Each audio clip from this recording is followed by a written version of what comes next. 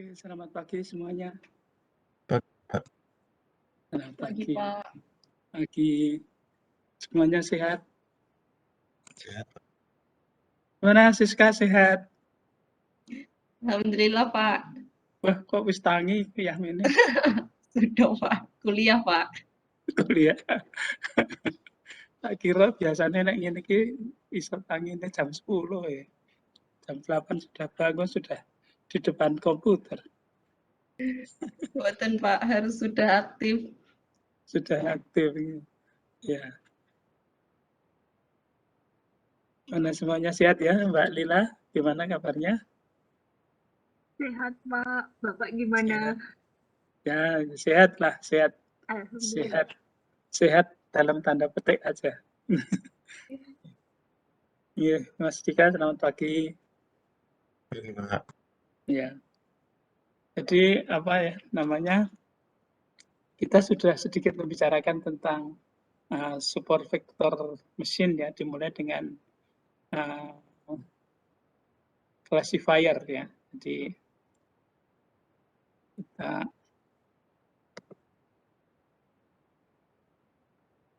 dulu di sini.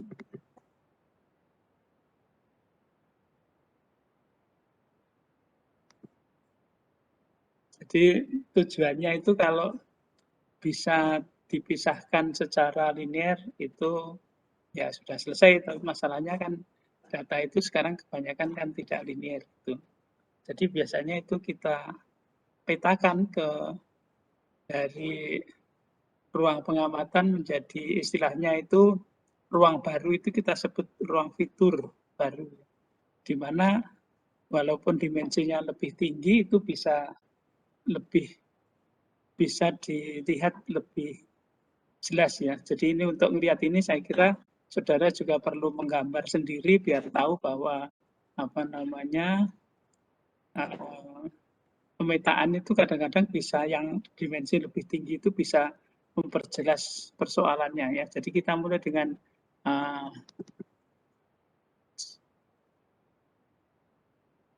PR1 ya. Sudah kelihatan ya?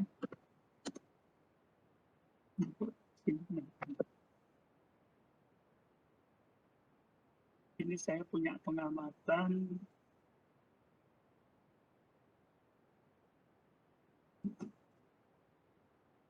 XY itu adalah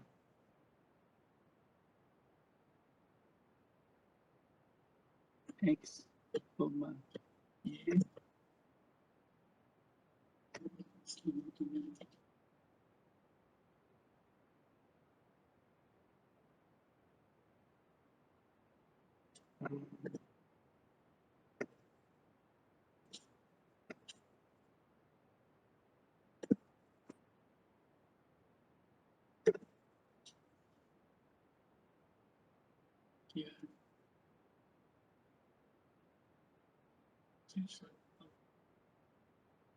529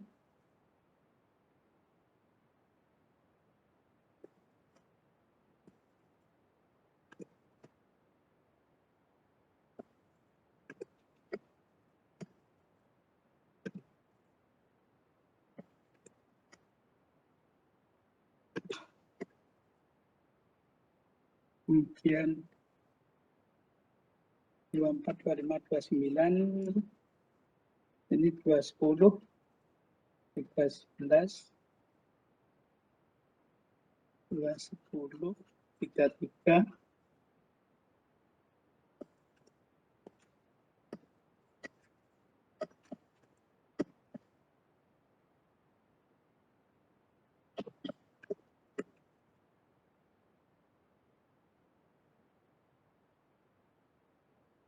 210 33 311 42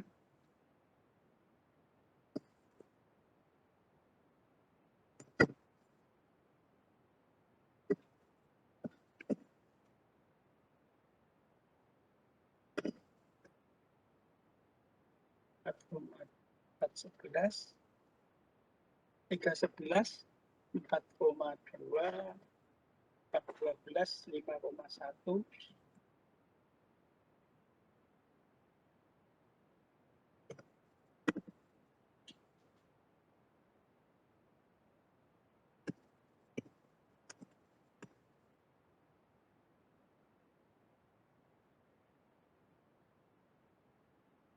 5, 13, 6,1.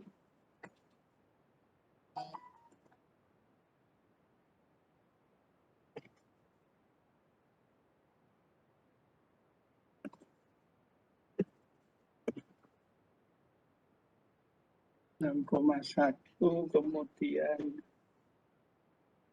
6, 13, 7, 14.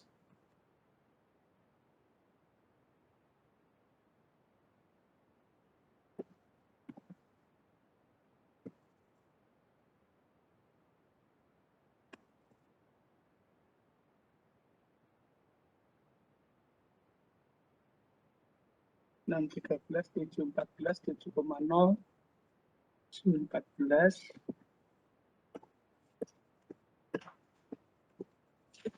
7,0,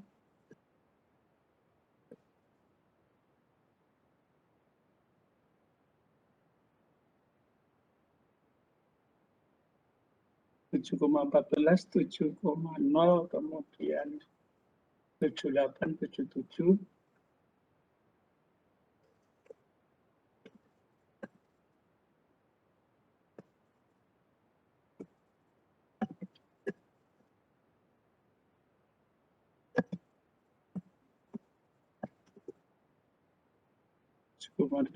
(7,7) kemudian masih dapat titik lagi nih.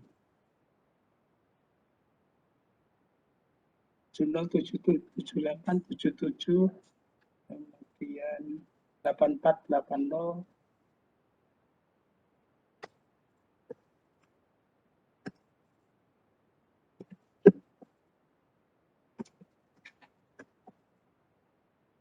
(84, 80),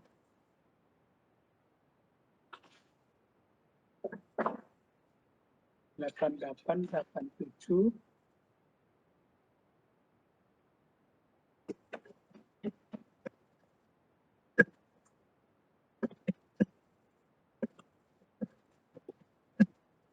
(7)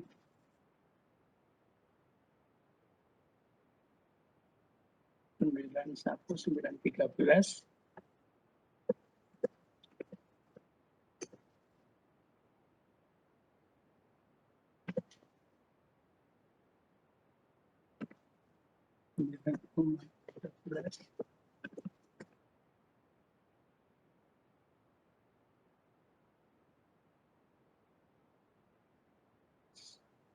(10,2), 10,12.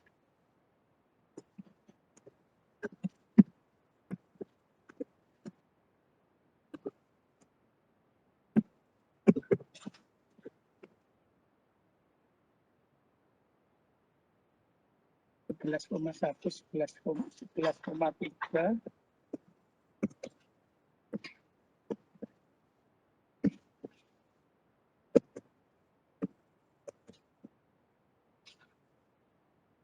(11,11).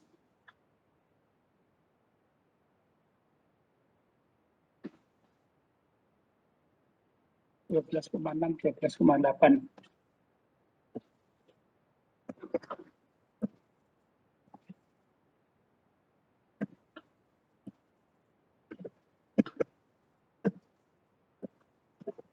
Oke, ini nanti titik di ruang dimensi 2. Sudah dipotret?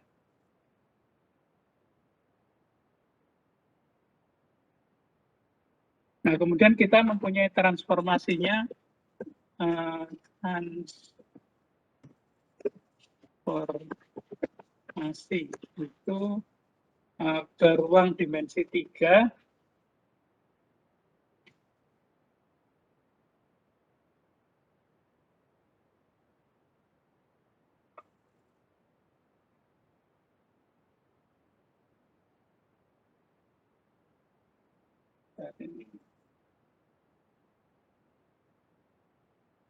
Apa namanya, P1X sama dengan X1, P2X sama dengan X2, namanya F dari X1 koordinat 1 itu adalah sama dengan X1. sama. Kemudian fx2 f2 sama dengan x2, tapi ini f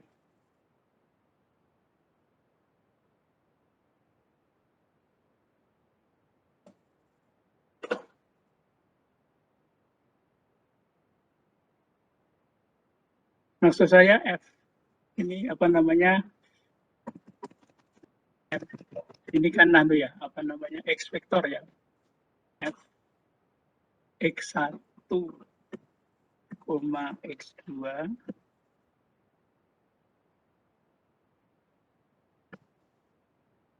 ini yang pertama adalah f1. Sebentar, ini kurang ini ya,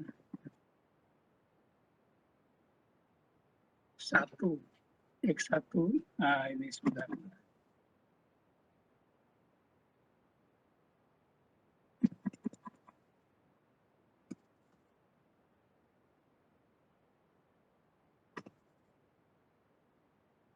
F1 x1 x2 sama dengan x1 f2 x1 x2 sama dengan x2 di f3 x1 x2 sama dengan x1 kuadrat plus x2 kuadrat.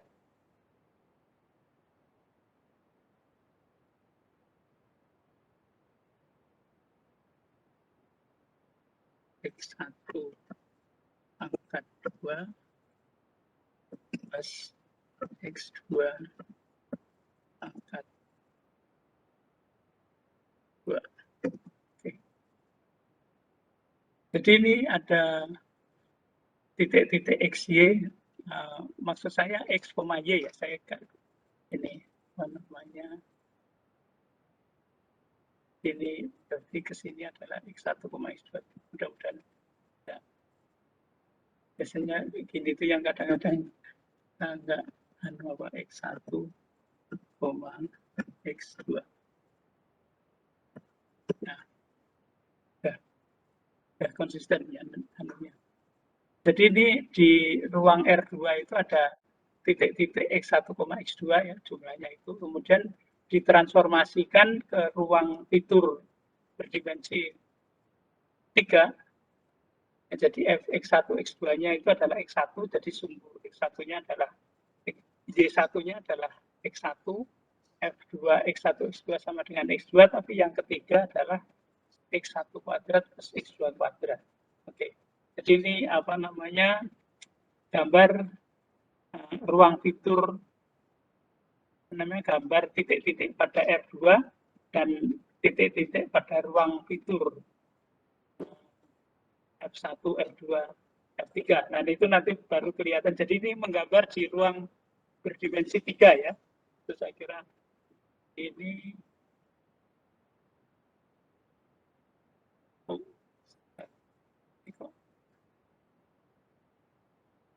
kenapa ini apa namanya X2.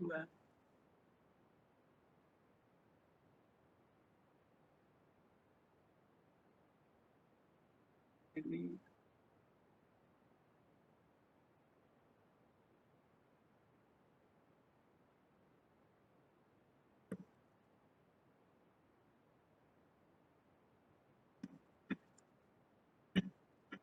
ya.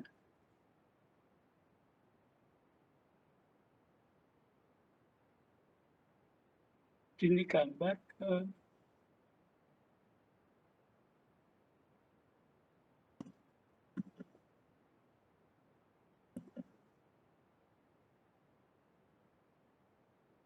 titik-titik.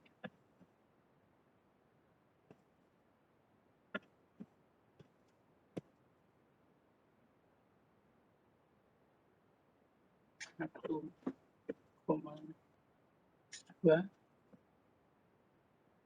di bidang ini, dan ruang fitur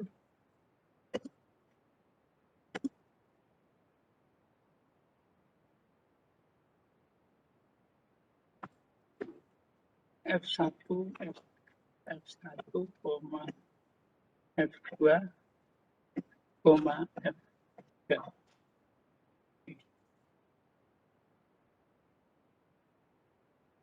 Jadi ini saudara kita minta untuk menggambar titik-titik pada bidang X1, X2 dan ruang fitur F1, F2, F3. Jadi saudara menggambar di ruang berdimensi 3. Nah, baik, kita akan mulai ke apa yang disebut dengan kernel, ya. Apa yang disebut dengan kernel, bagaimana mendapatkannya kernel dan seterusnya itu, ya. Jadi masih ingat kalau begini. Jadi kita lihat, jadi ini pertama kali kan ruang vektor classifier. Ini.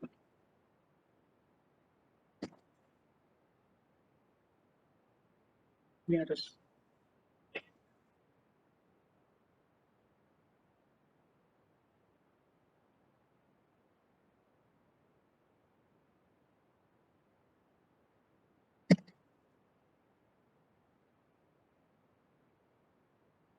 bisa.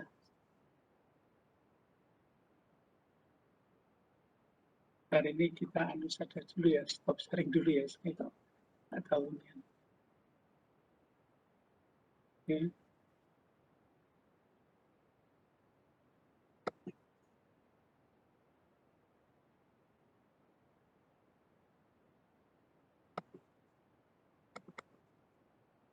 Ini kalau kita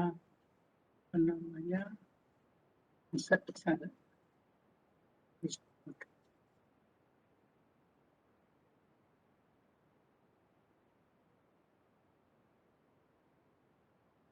Satu kita mulai dengan file baru aja ya.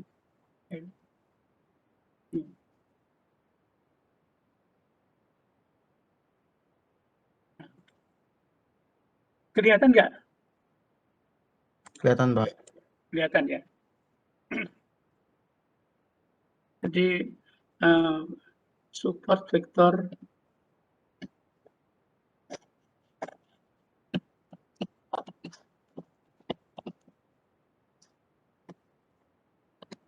classifier. Jadi kalau kita melihat ada titik-titik yang di sini, kemudian di sini ada titik lain, berarti ini kan linear separabel kan gitu. Ini garisnya. Kemudian kita akan melihat ada garis yang membagi dua gini. Yang ini kita akan meminimumkan margin M ini kan. Nah, titik-titik ini disebut dengan support vektor kan. Ini kan titik yang di sini itu disebut dengan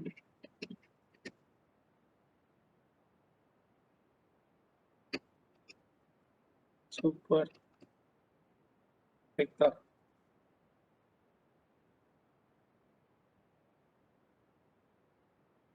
Nah, kalau saudara lihat kan di beberapa gambar di situ kelihatan bahwa ada kasus-kasus yang seperti saudara lihat pada gambar 397, pada gambar 97,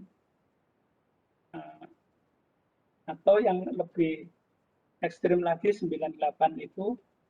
Jadi ini kalau kita menggunakan, jadi datanya non-linear itu separabelnya akan sangat sulit sekali gitu. Nah, kemudian jadi kalau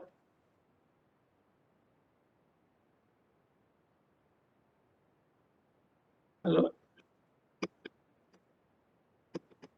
data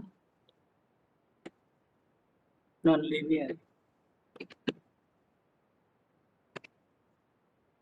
Jadi pada gambar 9798 ditunjukkan kegagalan dari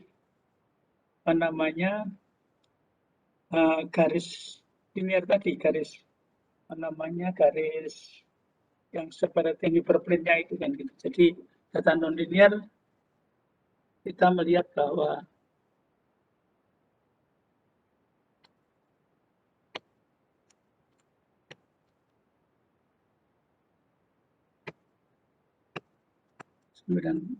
itu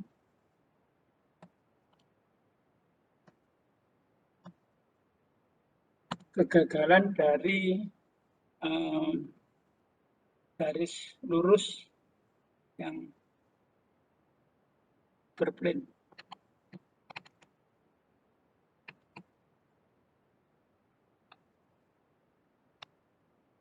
Dalam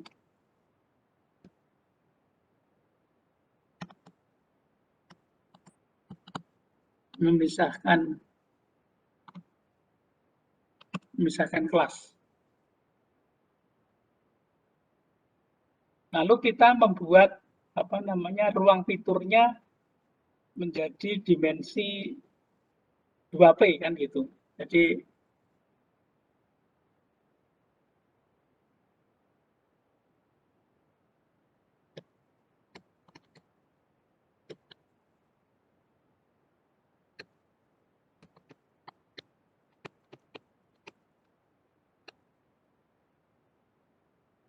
bisa diperluas menjadi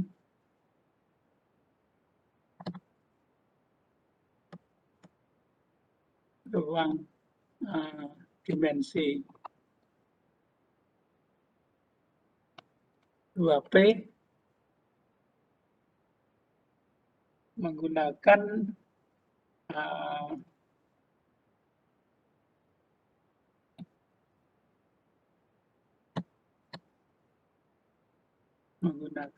X1 sampai dengan XP, X1 kuadrat sampai dengan XP kuadrat. Nah,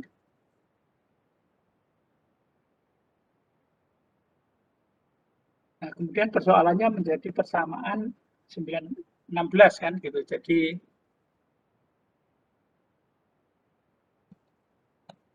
model matematiknya. Jadi,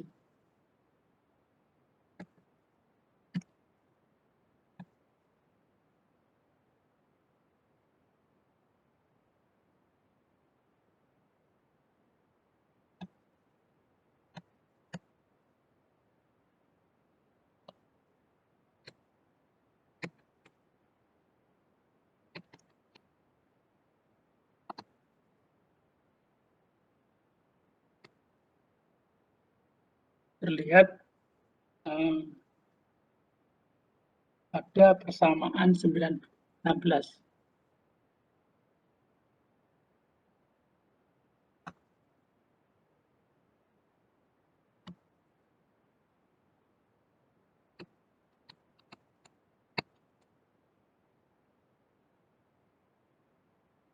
Nah, bagaimana kalau ini masih gagal? Orang akan kembali lagi ke bentuk yang butuh generalisasi kan. Jadi orang kan dari linear kemudian kuadratis itu perjalanan yang biasa tapi tidak selalu berhasil kan gitu. Jadi bagaimana sekarang kalau model persamaan 916 itu tidak memberikan hasil yang memuaskan gitu. Jadi bagaimana kita membuat generalisasi gitu.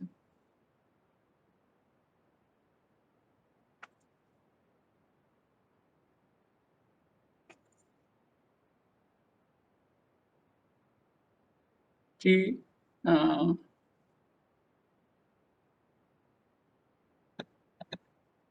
kalau keluasan 9 16 itu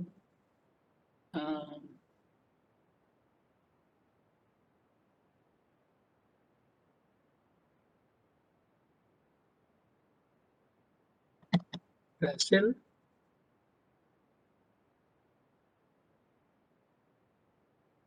apa yang akan kita lakukan. Seperti biasanya orang matematik bicara tentang generalisasi.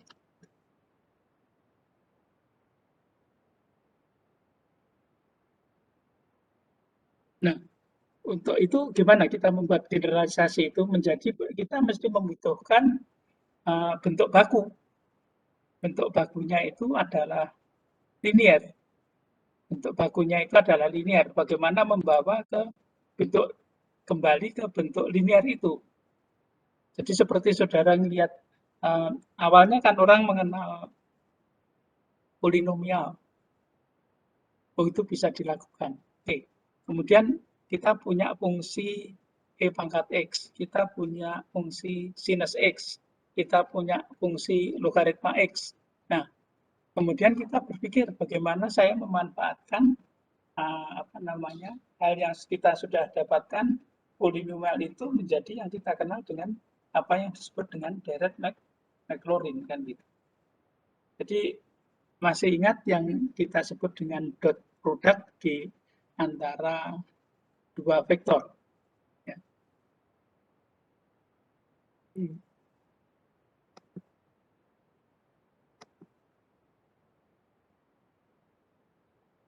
Jadi kalau kita punya vektor X, 1, 2, N, kita punya Y.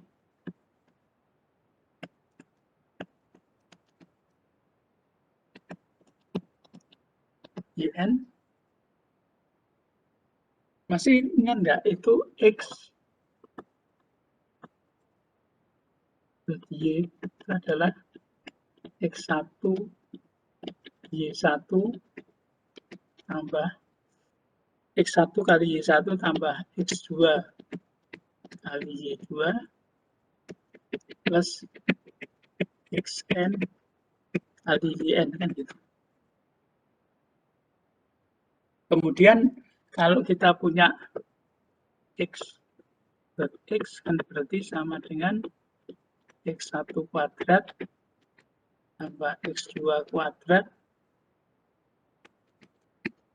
plus XN kuadrat. Nah, kemudian kita punya norm X sama dengan akar dari X dot X ini panjang vektor X kan. Jadi ini yang disebut dengan dot product. Jadi kita sudah punya bahwa dot product X, IJ, X ini adalah penjumlahan. Jadi sekarang kita lihat bentuk classifier linear itu bentuknya apa gitu.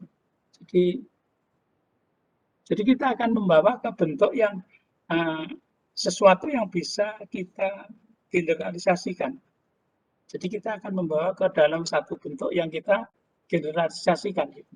Jadi kalau tadi jadi hiperplane itu kan sebenarnya apa? Jadi kita lihat model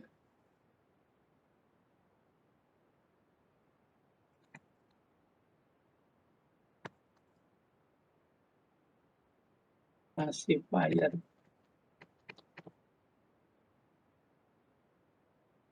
linear. Itu kan sebenarnya fx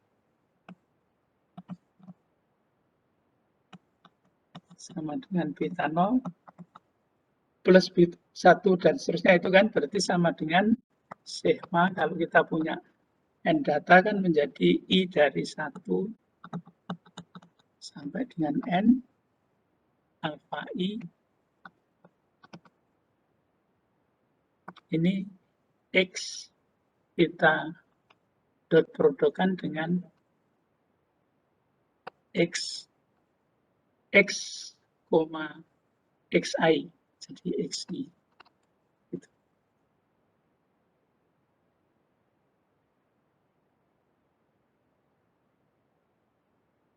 Jadi kan jumlah ini.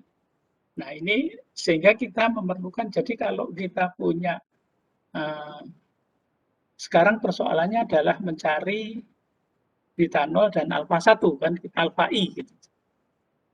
Jadi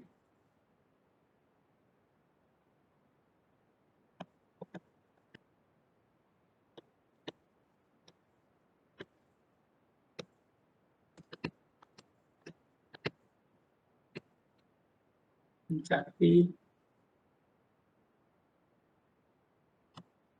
B0 dan alfa i.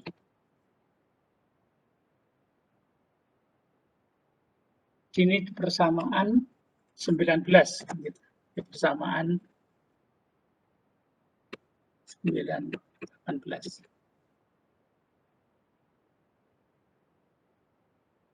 Saya akan lebih mengutamakan bagaimana kita akan mengeneralisir ini kan gitu. Jadi bagaimana kita akan mengeneralisir ini. Jadi kita lihat di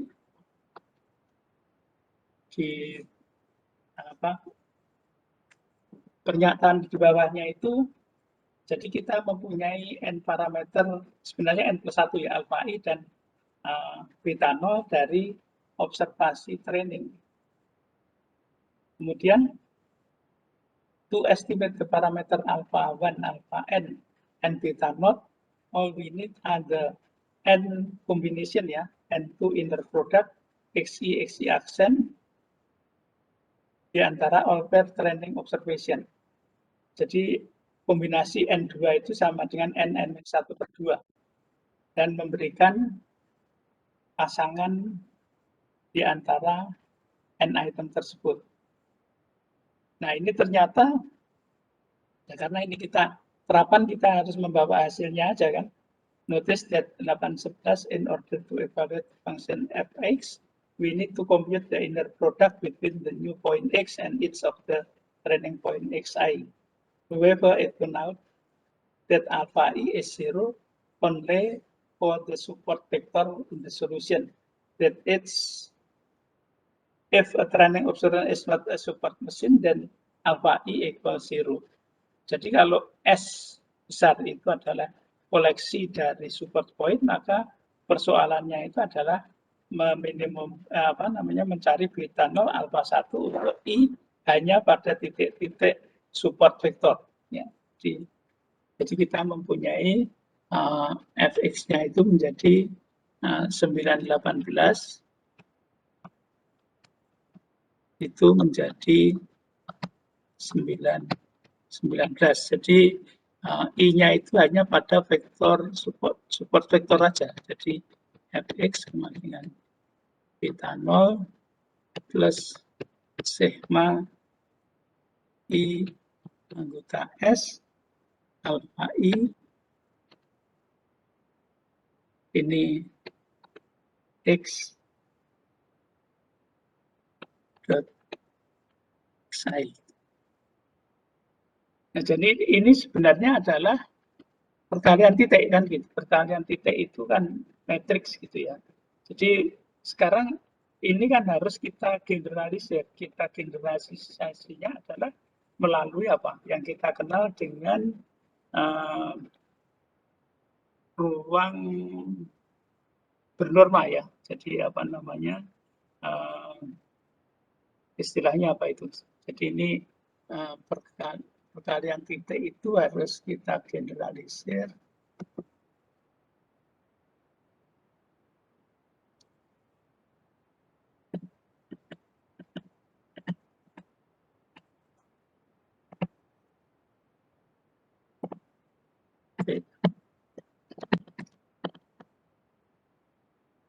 Antara dua vektor bisa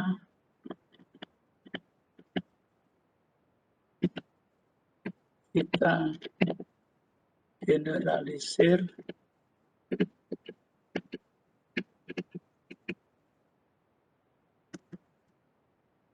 menjadi istilahnya apa, sebentar saya lihat di bukunya apa, Kuat Anton yang saudara pasti sudah punya. Saya cek dulu.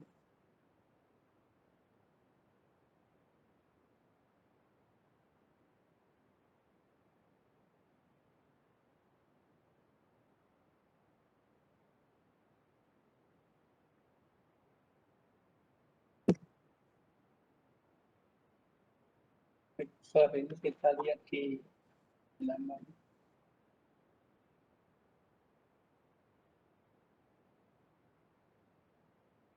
inner product space ya. Jadi di halaman 176 buat Anton.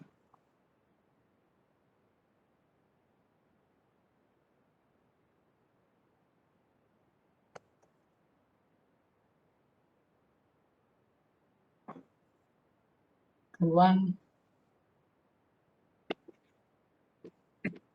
inner product space. Jadi ini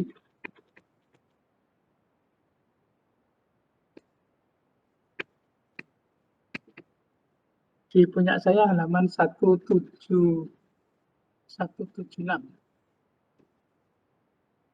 Mungkin saya kira setiap Anda kan punya buku Ward Anton, ini kan buku dasar untuk aljabar linier ya.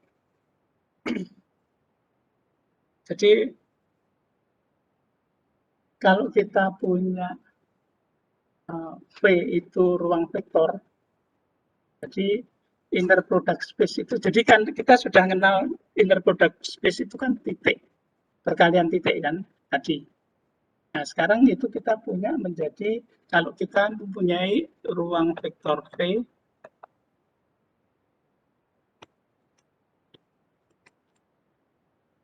vektor V, maka inner product space itu adalah fungsi dari V cross V ke R kan gitu. Maka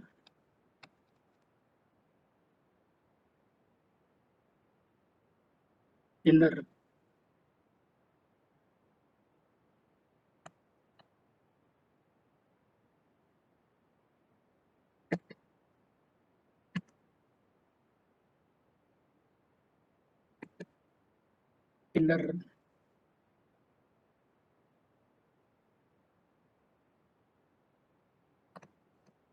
product itu adalah fungsi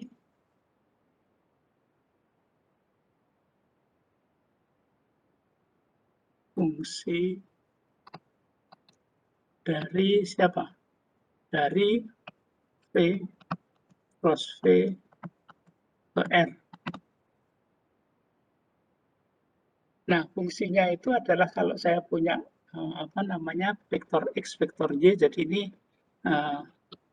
vektor X, vektor Y itu adalah anggota dari R kan gitu.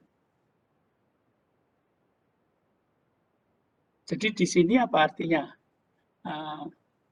Saya punya X, saya punya Y, itu kita kawankan dengan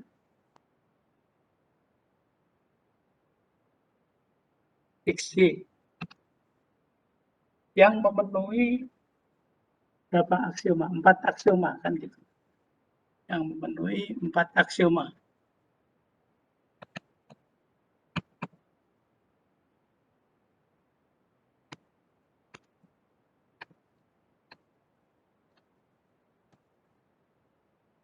Yang pertama adalah X, product space dari E dan Y itu adalah sama dengan product space dari Y, X. Jadi ini simetris. Kemudian yang kedua, kalau kita punya X plus Y diprodukkan dengan Z, itu sama dengan X, Z ditambah dengan Y, Z.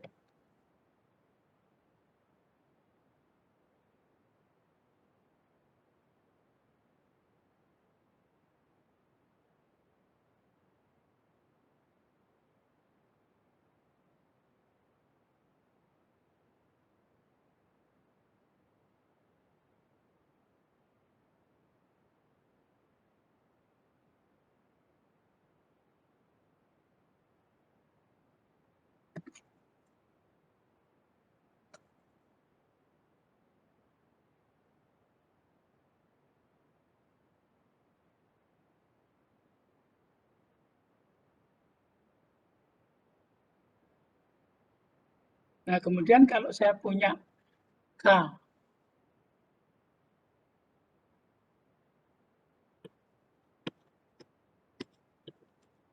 X, Y itu sama dengan K, X, Y. Kemudian yang keempat itu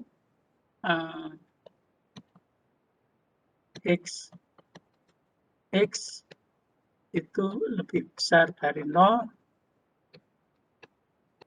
X sama dengan 0, bila dan hanya bila X-nya itu sama dengan 0. Jadi itu sudah menjadi apa ya namanya tuntutan dalam kita belajar statistik itu kita juga harus bisa membuat generalisasi gitu. Jadi kita tahu bahwa tadi sebenarnya untuk support vector classifier linear itu bentuk beta 0, beta 1, X1, beta 2, X2, sampai dengan beta P, XP itu kan bisa ditulis menjadi bentuk inner product space kan gitu. Menjadi perkalian titik kan gitu. Orang kenalnya pertama kali perkalian titik. Lalu kita melihat ada yang kita sebut dengan inner product space gitu. Jadi nanti generalisasinya supaya kita bisa menjadi non-linear itu kita memilih kernel ya. Kernel itu sebenarnya juga fungsi dari apa namanya? Dari ini perkalian titiknya itu bisa memenuhi apa namanya?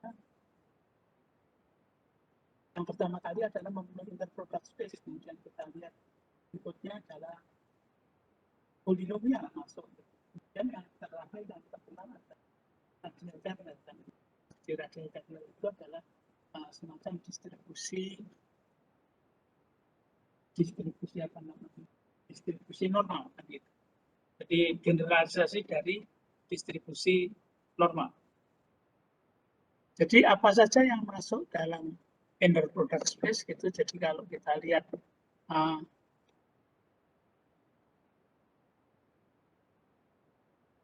jadi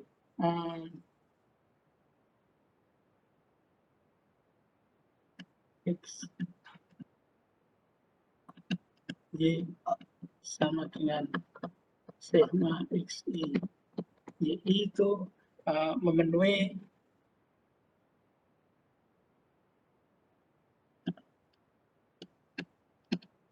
inner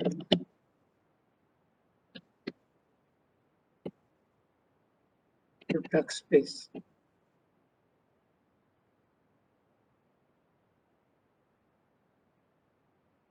Jadi ini kan sebenarnya kayak membuat kernel itu adalah X, XI ya. Kalau di sini sebenarnya KX, Y gitu ya. Itu kan sama dengan jadi kalau kita lihat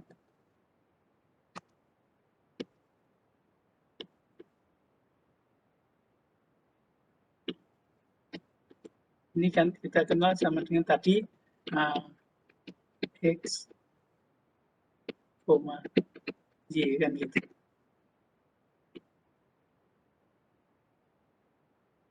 Nah, kita lihat bahwa polinomial itu juga memenuhi inner product space. Jadi kalau kita mempunyai ada contoh yang di urat Anton itu adalah matriks bertipe 2x2 itu juga memenuhi inner product space kan. Saya ceknya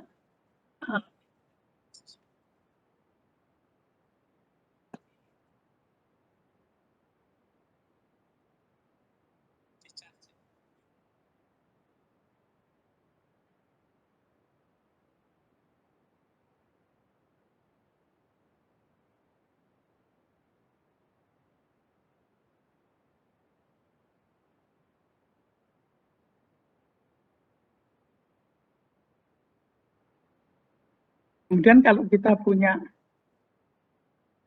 ruang polinomial berderajat n,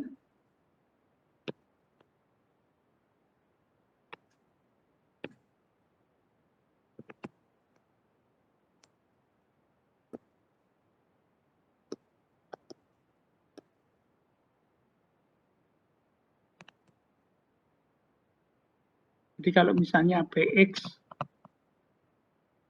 itu adalah 0 plus A1 X1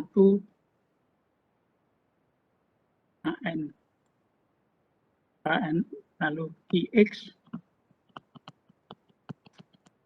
di 0 plus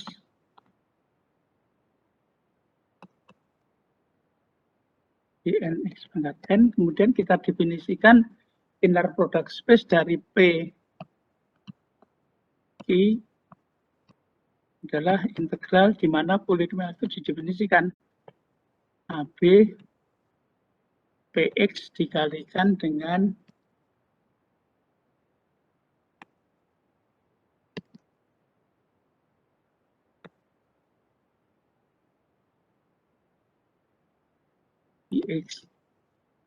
dx kan gitu.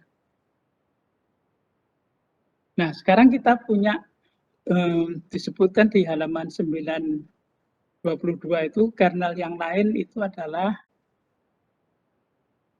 K.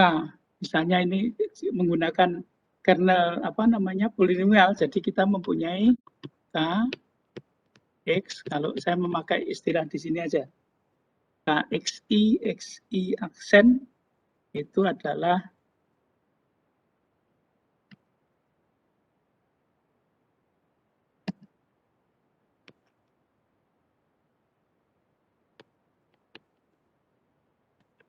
sama dengan 1 plus sigma J dari 1 sampai dengan P XIJ XIJ aksen XI aksen J. Kemudian semuanya dipangkatkan D. Jadi ini persamaan 922.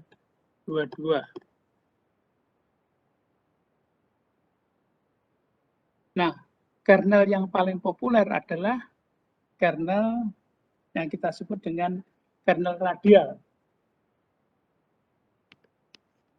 Di kernel yang paling populer adalah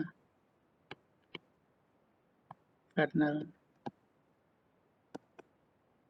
radial. Yaitu bentuknya apa? Itu di 924 ya. Jadi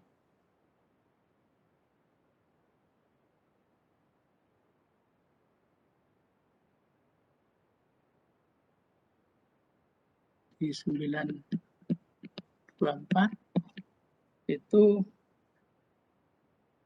A dari XI aksen itu adalah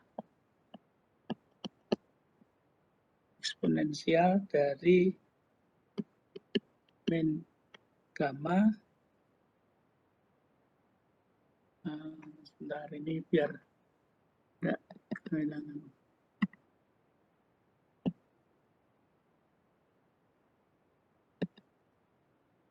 sama dengan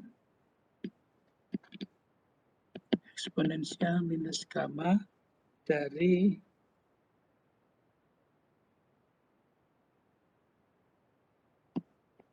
sigma dari J dari 1 sampai dengan P XJ minus XI sen J kuadrat. Nah, kalau gamma sama dengan setengah menjadi kernel Gaussian kan gitu. Jadi menjadi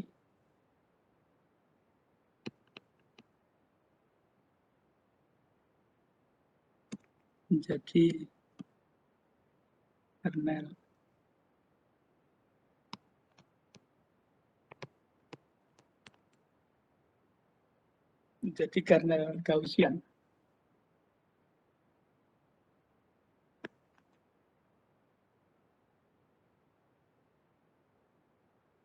Hasil keberhasilannya itu bisa dilihat gambar 99 ya. Jadi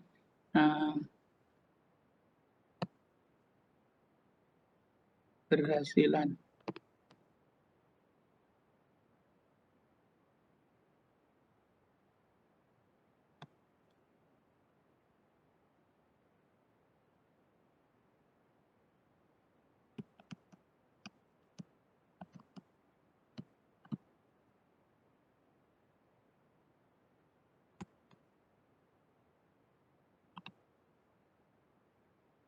titik 9.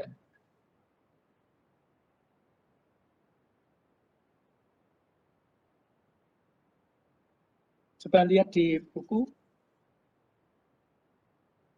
figure 9.9 left bagian kiri, support vector machine dengan polynomial kernel of degree 3 is applied to the non-linear data dari gambar 98, resulting in a far more appropriate decision rule. Jadi jauh dari yang kita harapkan kan. An SVM with a radial kernel is applied. In this example, either kernel is capable of capturing the decision boundary. Jadi ini keberhasilan dari kernel Gaussian. Jadi itu yang membuat kalau saudara belajar statistik awal itu kenapa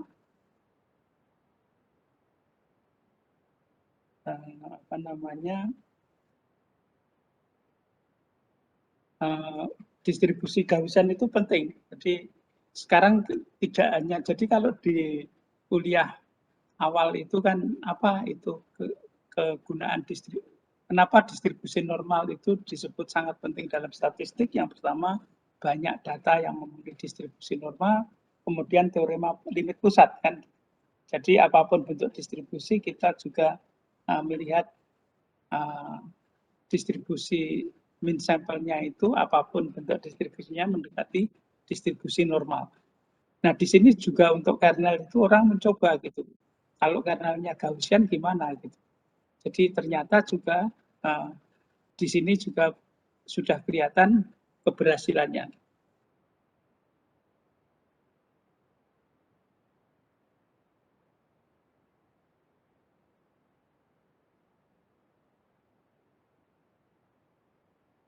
Jadi kalau kita lihat bentuk dari kernel itu, ya jadi kalau kita definisikan lebih detail, itu fungsi kernel itu bisa kita definisikan kan gitu.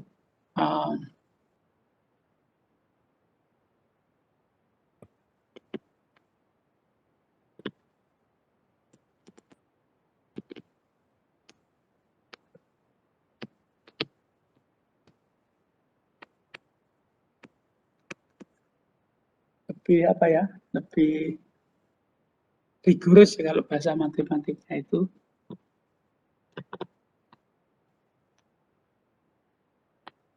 Sebagai berikut.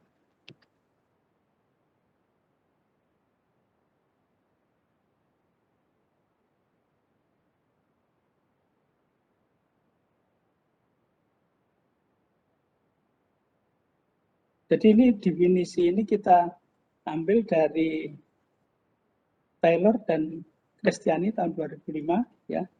Jadi kernel K itu adalah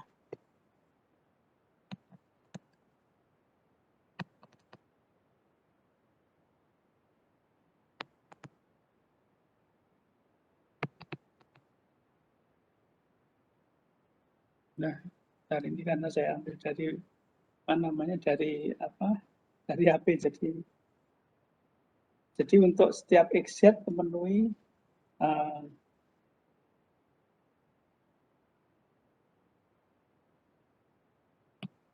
A XZ itu sama dengan P X. Ini sebenarnya kita bisa ya, karena di sana pakai Z ya, jadi Px Pz, karena saya mengambil aslinya ya. Kemudian di mana V itu adalah pemetaan atau perkalian titik dari ruang fitur ke ruang fitur. Jadi V itu adalah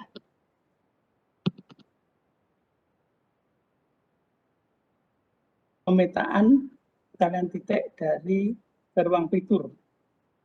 V adalah fungsi dari X dari dari ruang ya. Jadi V itu adalah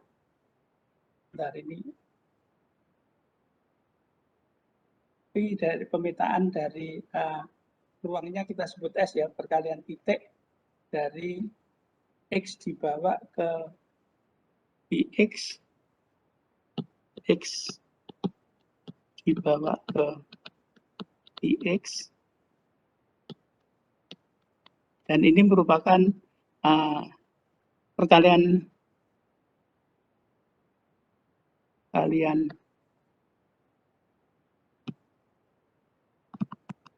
titik.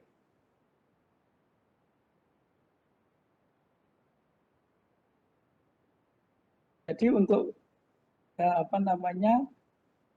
kernel linear itu adalah px.vy itu. Jadi kalau kita punya kernel linear itu adalah V dari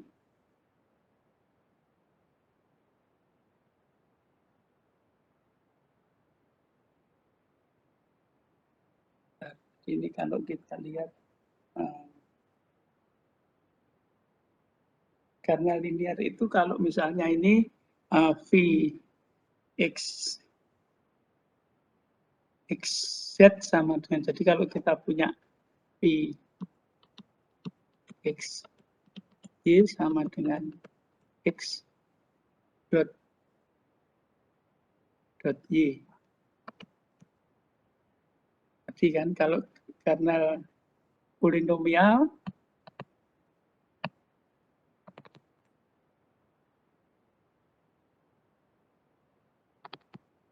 ini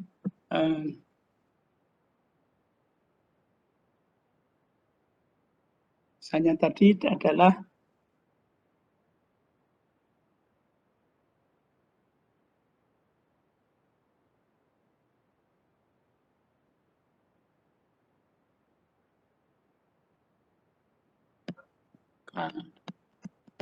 X Y sama dengan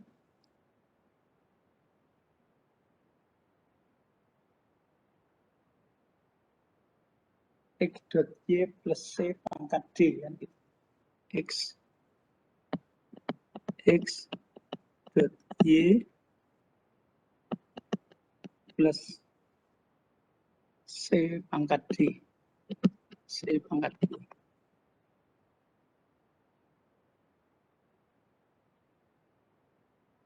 Jadi kalau kernel Gaussian itu adalah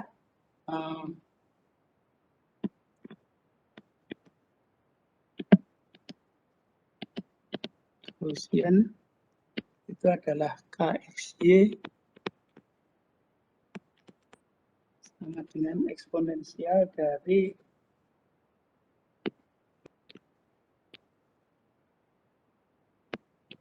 min norm X dikurangi dengan norm Y kuadrat dibagi dengan 2 gamma.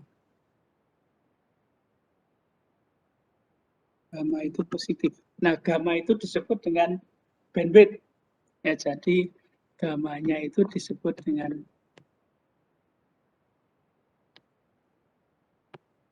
bandwidth.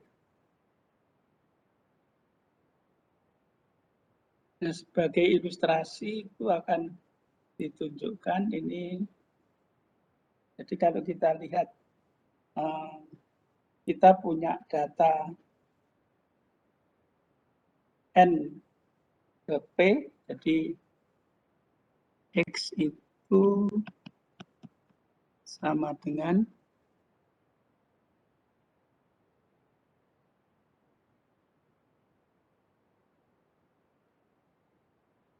X1, Xn, jadi ini X1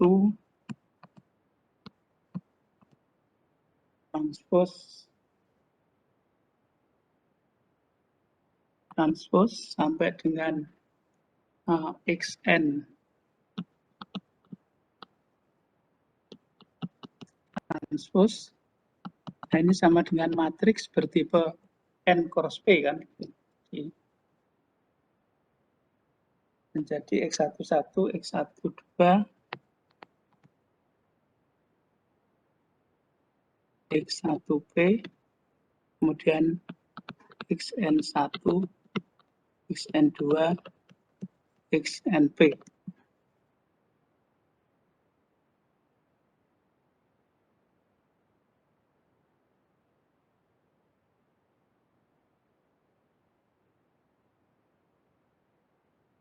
Jadi kemudian kita bentuk matriks gram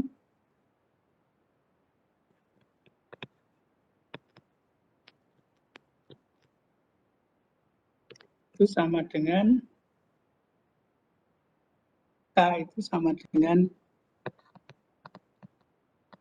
X transpose. Ini sama dengan X1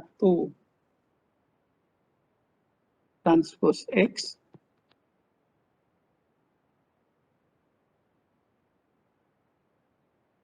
X1 transpose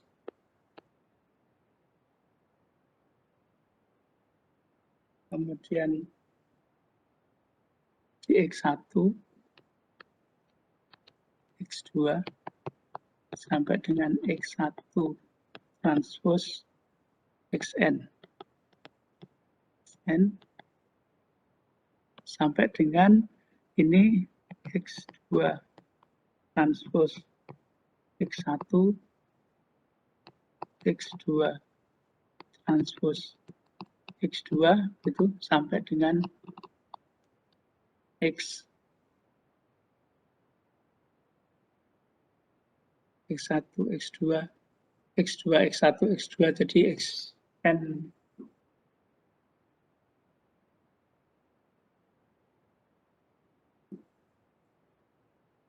X2 X1 X1 X2 X2 ya dan seterusnya, kemudian sampai ini. Kemudian kita akan menggunakan X-nya itu digunakan dibawa ke Vx.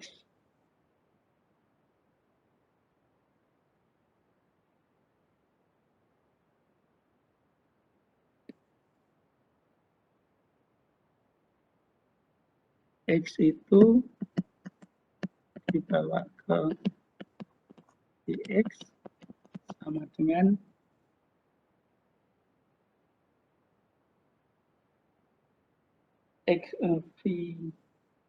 Vx1 transpose Vx1 transpose sampai dengan Vxn transpose.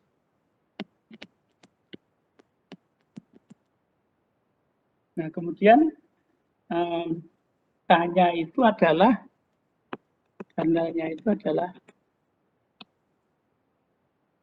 Pi X1 di X1 transpose di X1 sampai dengan Pi X1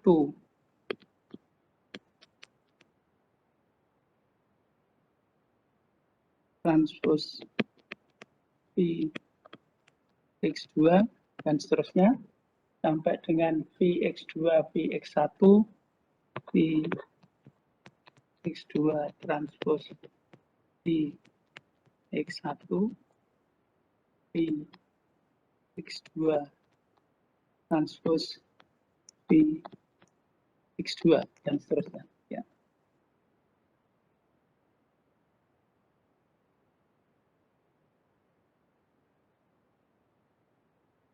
Jadi kalau kita mempunyai kernel Gaussian, kita punya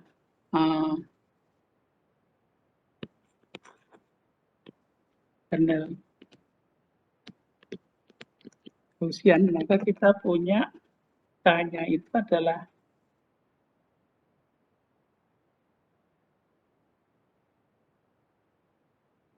eksponensial dari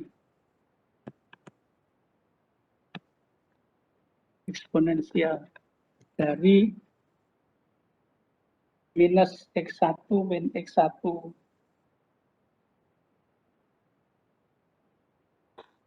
minus norm X1 min X1 pangkat 2 dibagi dengan 2 gamma. Kemudian di sini adalah eksponensial dari minus X1 min X2 kuadrat dibagi dengan 2 gamma dan seterusnya. Jadi ini menjadi eksponensial dari minus X2 min X1 pangkat 2 dibagi 2 gamma eksponensial dari minus X2 min X2 kuadrat per 2 gamma dan seterusnya.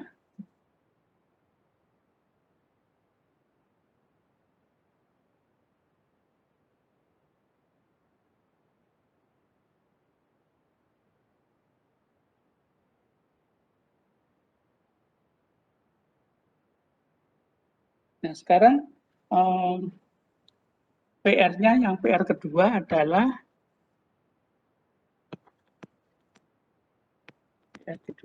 saya mempunyai 1, 2, 3, 4, 5, 6, 7, 8.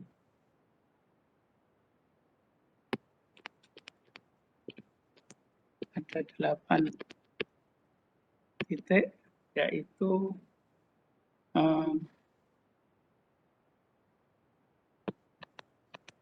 5, 13, kemudian 10, 12,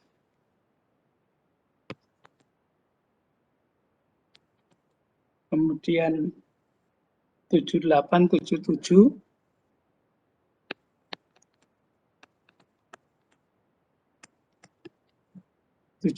kemudian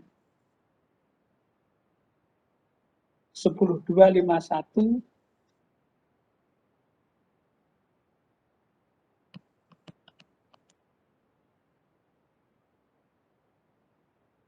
sepuluh 2, 51, 88, 87,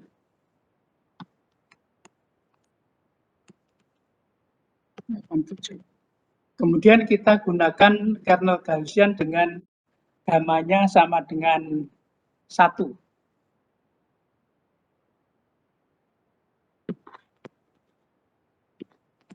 Gunakan kernel Gaussian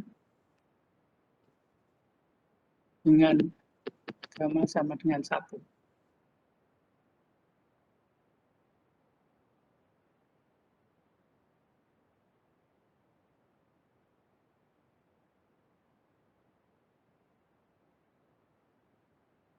Nah, ini kemudian tugas saudara adalah tentukan matrik kernelnya.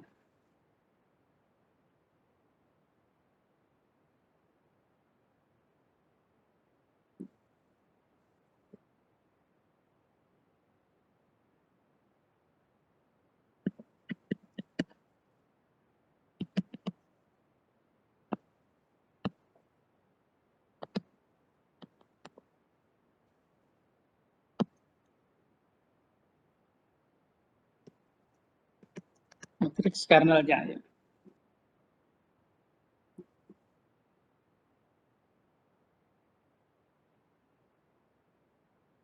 Oke, jadi ini mestinya sudah tidak bisa digambar lagi ya, karena dimensinya sudah lebih dari 3. Tapi saudara bisa melihat gambarnya, apa namanya, daftarnya itu boleh dengan programming, boleh dengan apa namanya, dengan manual ya. Jadi tentukan saja. Ya. Jadi ini kalau kita lihat tadi,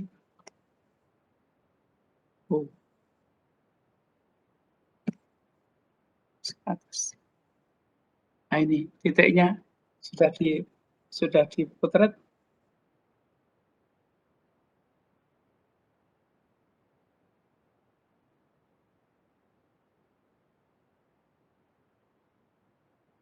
Ya. Kemudian di sini tentukan matriks kernelnya. Jadi kita stop sharing, kita sekarang lihat di R ya. Di R.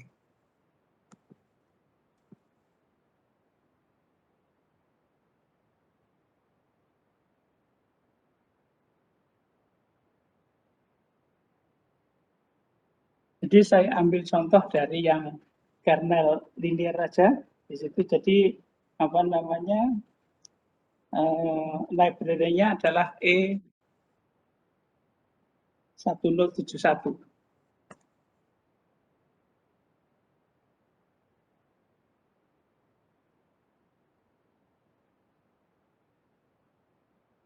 Jadi ini contoh yang kita menggunakan R.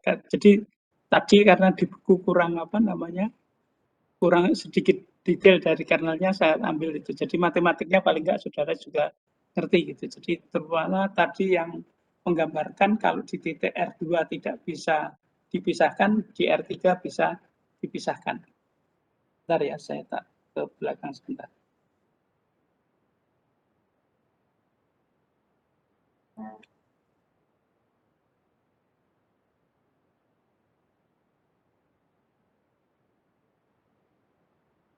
Ya, jadi ini apa namanya, kita akan menggunakan kernel linear yang pertama kali ya. Jadi kita lihat, ikutin aja di halaman 359. Set.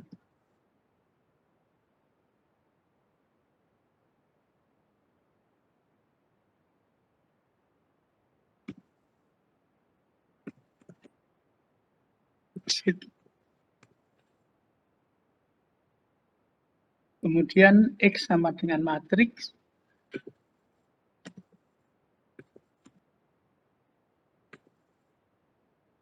R norm. Jadi ini membangkitkan data yang bisa linear ya, matriks R norm. R norm 20 kali 20, 20 kali 2. 20 kali 2. Kemudian jumlah kolomnya sama dengan 3. Sama dengan 2.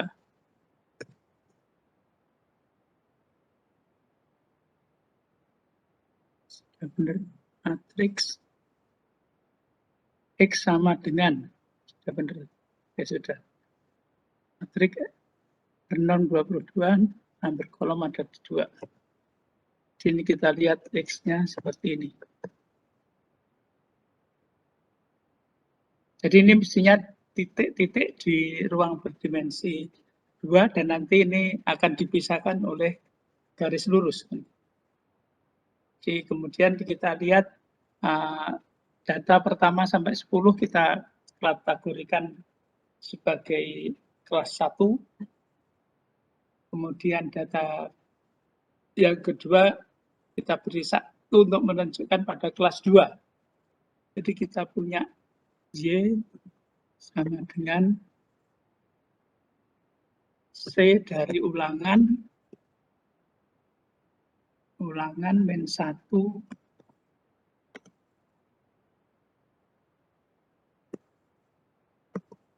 1 sebanyak 10. Kemudian ulangan dari 1 sebanyak 10. Rep.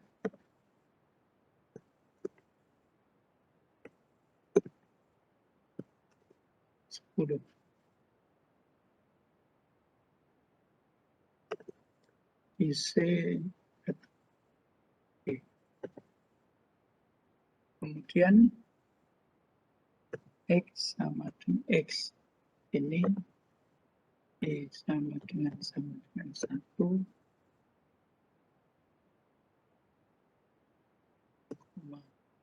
Y sama dengan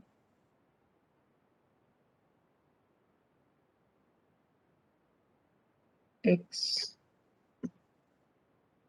dari Y sama dengan 1,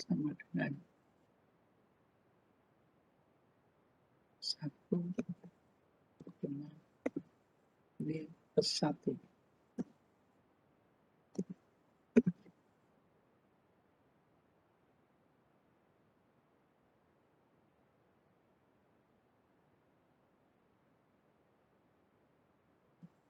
Oke.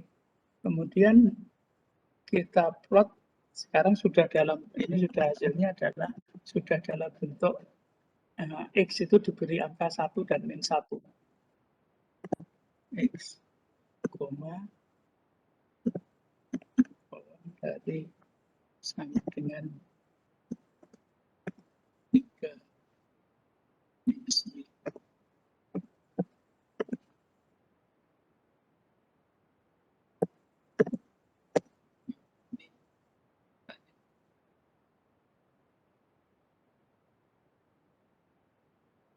Kemudian jadi dat sama dengan data.frame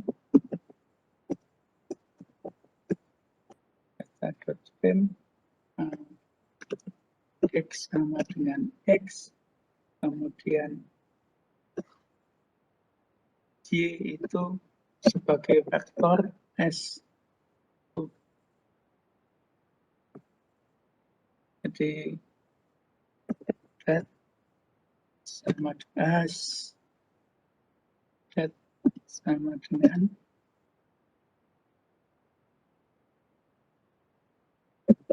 data.frame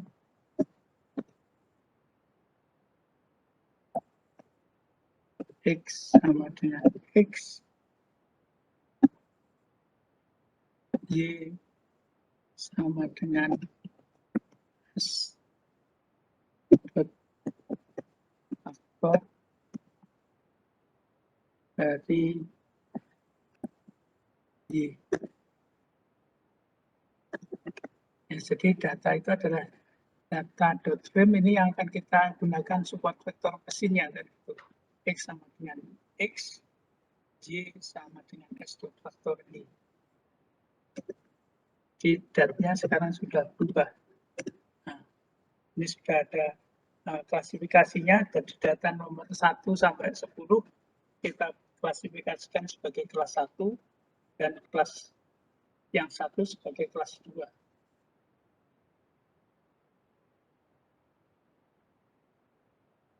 Kemudian kita menggunakan support vektor mesin yang linear.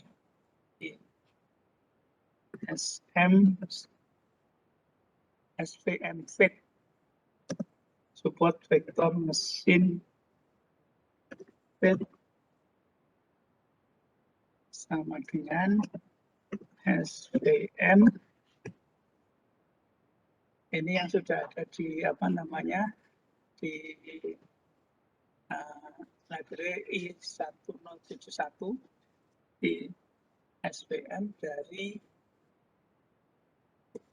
Y dikerjakan pada lainnya, kemudian data G sama dengan dat, kemudian kernelnya adalah linear,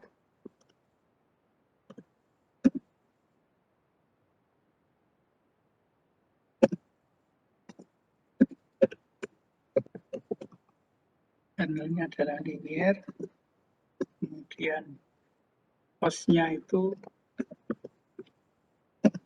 sama dengan 10, kemudian scale sama dengan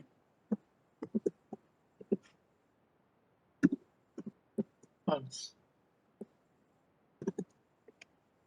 Ya, jadi SVMY data sama dengan dat, karena sama dengan linear, cos 10. Oh, sebentar.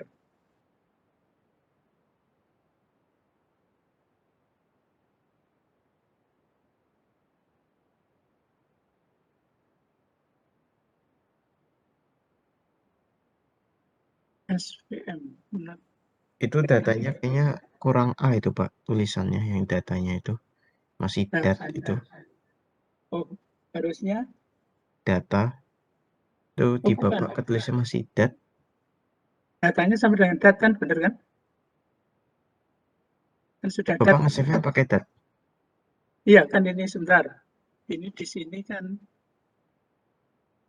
SVM-nya yang belum masuk. Kenapa ini kan yang ditanyakan manfaat ini kan dat sama dengan data.frame.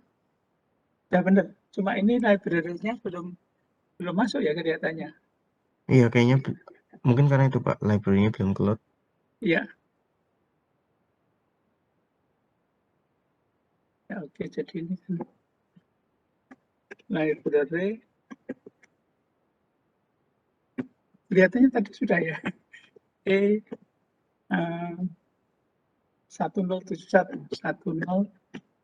ini kan yang nggak bisa membacakan SVM-nya kan? Iya Pak. Iya. Oke, jadi sekarang kita lihat ke atas. Nah, ini. Nah, sudah. Jadi padahal kelihatannya tadi sudah saya tulis library. Ya, nggak tahu lah. Jadi kemudian kalau kita plot, jadi hasilnya kan tadi plot, kemudian SVM,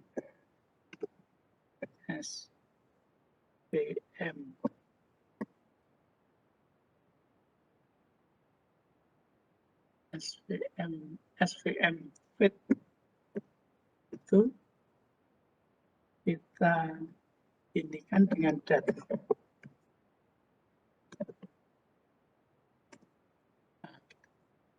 Jadi bisa menjadi dua kelas, tapi ini sangat terbatas ya. Coba kita lihat komentarnya. Jadi ini tidak kelihatan vektor support vektornya kan. Kita hanya melihat bahwa di sini ada indeksnya dan kemudian bisa dilihat nanti anunya. Jadi kita lihat SVM,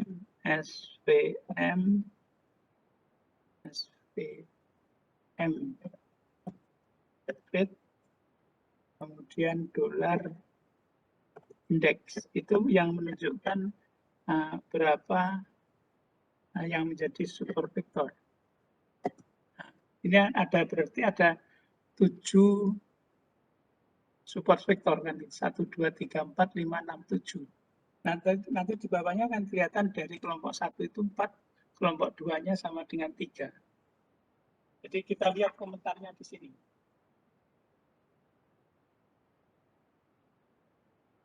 Region of the feature space that will be assigned to domain 1 class shown in the light blue. Ini almost all right. Dan region that will be assigned to the class 1 class in purple. The decision boundary between two classes is linear. Ini sudah benar. Karena kita menggunakan kernel sama dengan linear. So, due to the way in which the plotting function is implemented in the library, the decision boundary looks somewhat check in the plot. Note that the second picture is plotted on the x-axis and the first picture is plotted on the y-axis is contrast the behavior of the usual plot.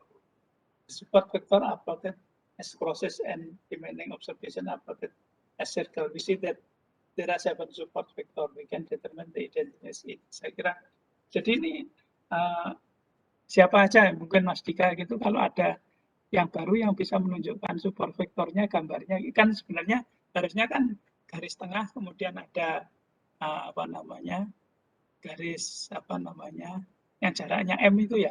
Kalau ada yang program baru, tolong dicek ya. Ini kan masih lama ya. Jadi kan harusnya ada ada garis yang menyatakan support vektornya kan di samping ini pembaginya. Ya tolong dicek aja ya kalau ada yang bisa begitu, mungkin lebih baik. Ya Mas Dika ya. Baik Pak, nanti saya coba cek kan. Ya. Kemudian kalau kita melihat summary-nya adalah summary dari SVM fit. Oke, jadi ini ada 4 di kelas 1, ada 3 di kelas 3. Ini dengan C sama dengan 10. Nah, bagaimana kalau kita lihat C-nya itu kita kecilkan menjadi misalnya 0,1. Jadi kita punya SVM fit 1 itu sama dengan tadi SVM dari Y dikerjakan pada yang lainnya kan gitu. Kemudian sama dengan dat gambarnya linear.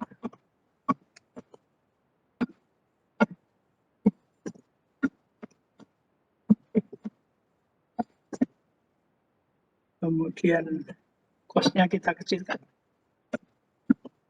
Terus sama dengan 0,1. Kemudian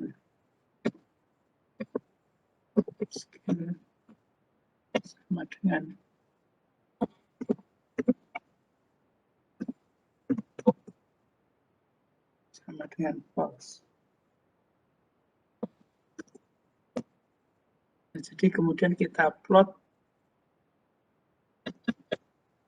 SVM 1, SVM fit 1.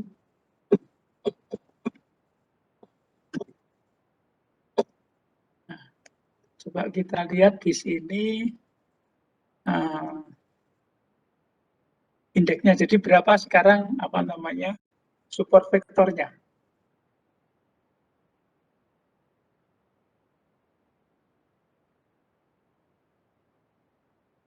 SVM fit 1 dolar indeks.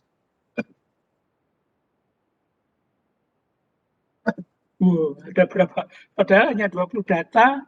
Sekarang support vektornya ada berapa itu? 1, 2, 3, 4, 5, 6, 7. 1, 2, 3, 4, 5, 6, 7, 8, 9, 10, 11, 12, 13, 14, 15, 16. 16 jadi support vektor. Berarti ini artinya apa? Berarti bandwidth-nya makin melebar. Jadi kalau cost-nya kita turunkan, akibatnya bandwidth-nya makin lebar. Ya seperti analogi aja kan, kalau harganya, kalau kita bayarnya sedikit ya pasti tidak begitu ketat kan gitu. Jadi menjadi 16 dari 20 itu semuanya jadi support vektor. Kalau kita lihat summary-nya berapa yang di kelompok 1, berapa yang di kelompok 2 kan berarti kita melihat summary SVM fit 1. Ya, ini 88 ya. 8 dari kelompok 1 itu semuanya support vektor, 8 dari kelompok 2 semuanya support vektor. Nah, kemudian ya saya kira karena saudara sudah sangat paham dengan programming, itu termasuk kernelnya kalau dibaca sendiri kan tidak harus saya daripada saudara bosan lihatnya. Ya. Jadi kemudian PR-nya sekarang ini sebentar saya lihatnya.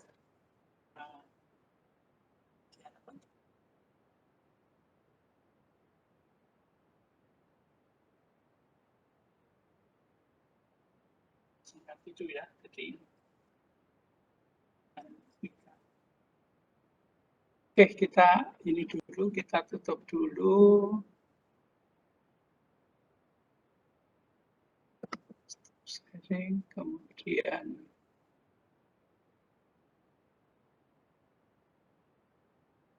kita lihat.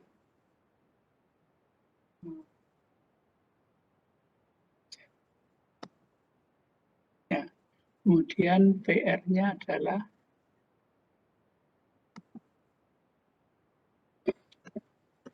itu halaman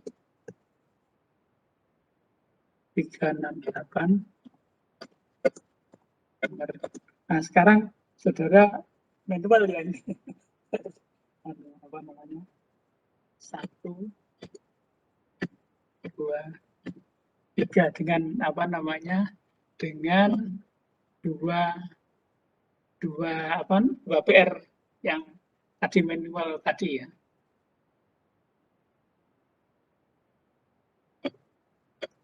Tambah 2 PR manual awal kuliah.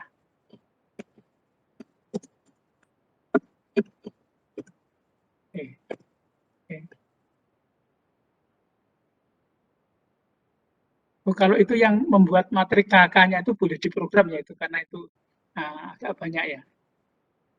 Kalau diprogram juga lebih baik. Kalau terpaksanya harus manual juga nggak apa-apa. Jadi sekarang kita lihat ya.